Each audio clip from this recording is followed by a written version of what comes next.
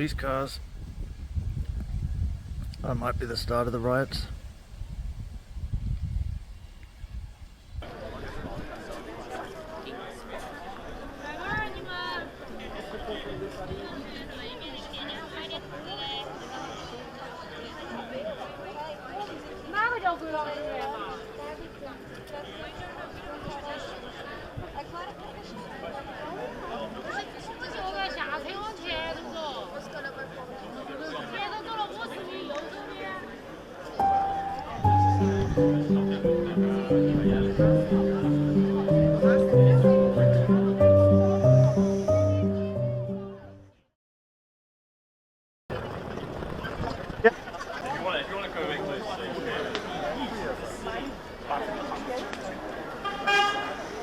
I've just taken us off the street a little bit because it's very busy now. So we're next to a church now. This is known as Cavendish Church. Actually, a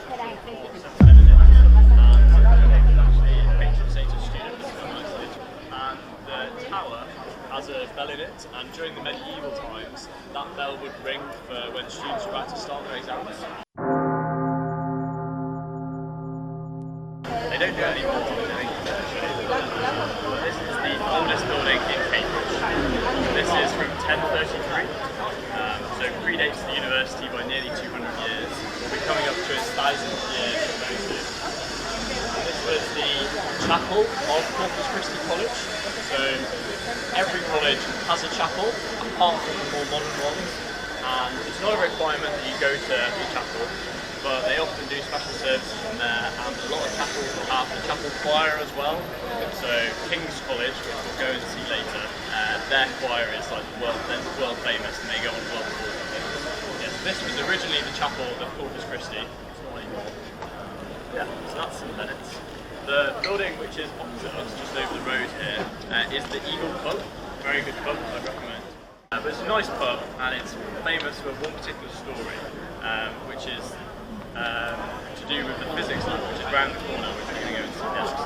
Because there were two men, Crick and Thompson, who were the two scientists which discovered the double helix structure of DNA. They were the first ones to kind of understand DNA. And so when they'd made their discovery in the lab, they then ran into the pub and shouted, there is a little plaque on the wall to signify that, and it was related a couple of years ago with names, because there were two women that were involved in that discovery, which never got credit during their lifetime. Rosalind Franklin and Maurice Wilkins. So they were the ones that actually collected all the data and then used to analyse. So they never got credit. So someone graffitied it, and now they've actually put their names on the plaque.